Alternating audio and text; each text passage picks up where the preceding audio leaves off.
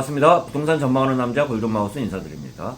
오늘은 주택임대사업자 민간등록임대주택제도가 개정이 되면서 18일날 공표와 함께 시행이 됩니다.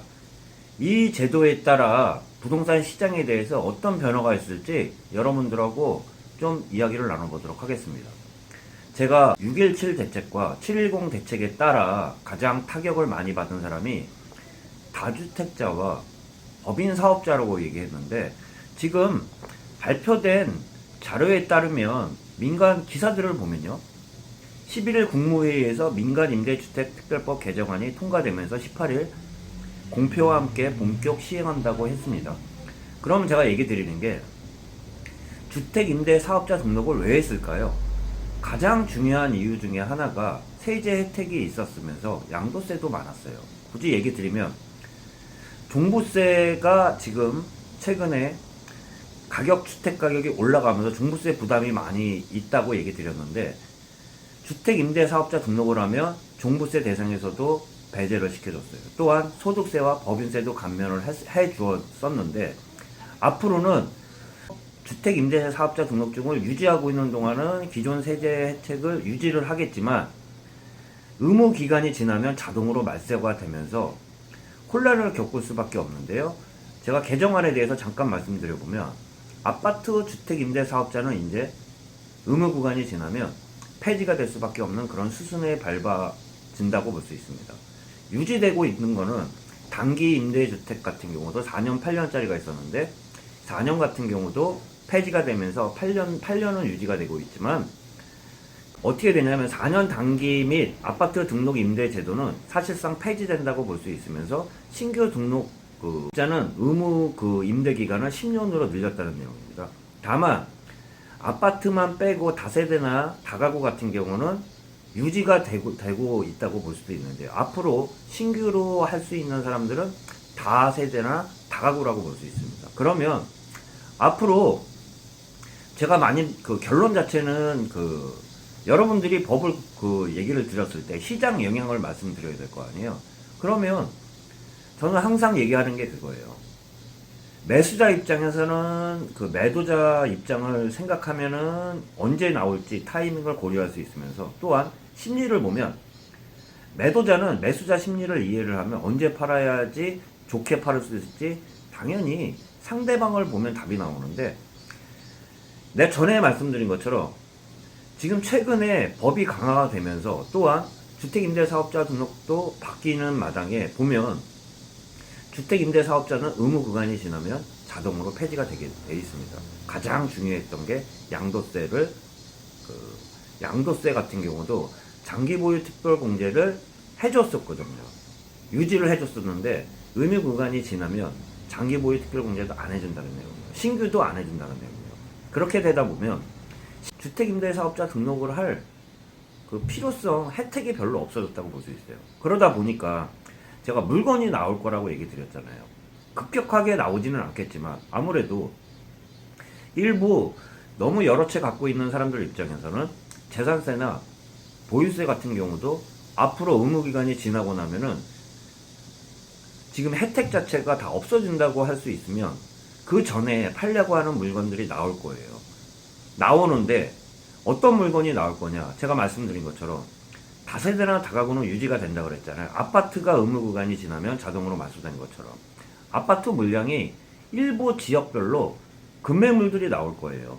그런 물건들을 잘 찾아보고 있으면 시세보다도 저렴한 물건들이 나올 때 실수요자 입장에서 그런 물건을 찾으면 도움이 될 거라는 이야기와 함께, 가끔 답변들을 보면 지역까지 꼽아달라고 얘기를 드리는데, 지역들은 공부를 하세요. 제가 큰 의미에서도 얘기 드리지만, 어떨 때는 지역들을 얘기를 하지만 한계가 있잖아요. 유튜브 영상을 찍는 입장에서 지역을 딱 찍어가지고 거기서 말씀드릴 수는 없어요. 전체적인 이야기를 드려보면, 제가 전 영상인가 그렇게 많이 드렸어요.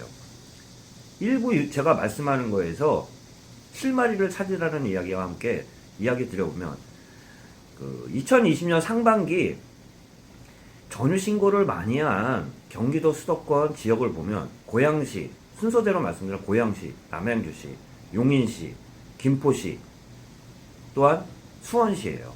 그 중에서 이거는 전유 신고가 많이 됐다는 지역인데요. 그 중에서도 제가 법인 사업자가 건별로 해서나 비중별로 해가지고 많이 투입된, 많이 산 지역들을 그때 말씀드린 적이 있어요.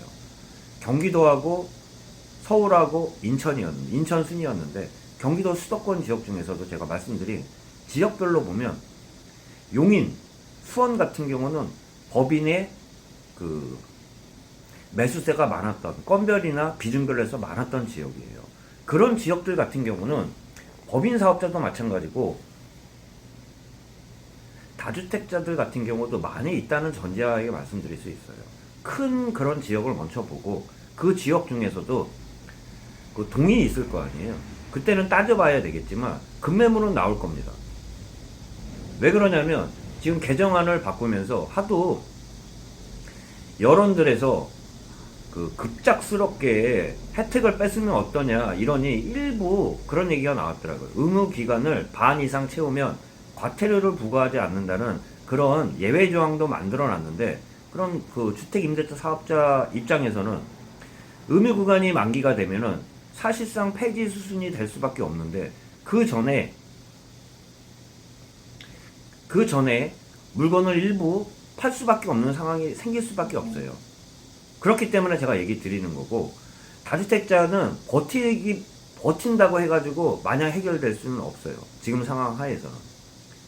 기간이 지나면 자동적으로 아파트 같은 경우는 없어지는 수순을 밟는다고 하면 없어지기 전에 중과되는 그런 그 상황이 되기 전에 일부 의무기간을 반 이상 넘긴 그 물량들 중에 일부 나올 수밖에 없습니다.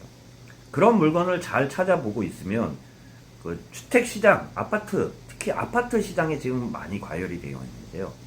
아파트 시장 내에서는 일부 실수요자가 나오는 물건보다도 다주택자나 주택임대사업자나 법인사업자들의 급매물들은 지역별로 해서는 분명히 나올 수 있어요.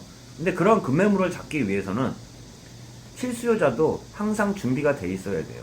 준비가 돼 있다는 건 총알이 없다 그러면 급매물이 나와도 바로 잡을 수가 없다는 이야기를 잠시나마 드려보면서, 총알 준비와 함께 급매물이 제가 봐서는 올 하반기부터 시작해가지고 그 중과세가 더 강화되기 전 6월 1일 전에는 양도소득세도 더 강화된다고 했잖아요. 지금보다도 더 중과를 한다고 얘기를 드렸는데, 앞으로 순차적으로 의무기간이 자동으로 지나면서 임대사업자가 없어지기 전에 나오는 물량도 보면 올 하반기부터 내년 상반기 6월 1일 전엔 급매물들이 일부 나올 수 있으면서 아파트 시장 내의 가격들을 보면 그 실거래가, 보통 호가들이라고 그러죠. 호가들보다 낮은 가격들은 분명히 나와요.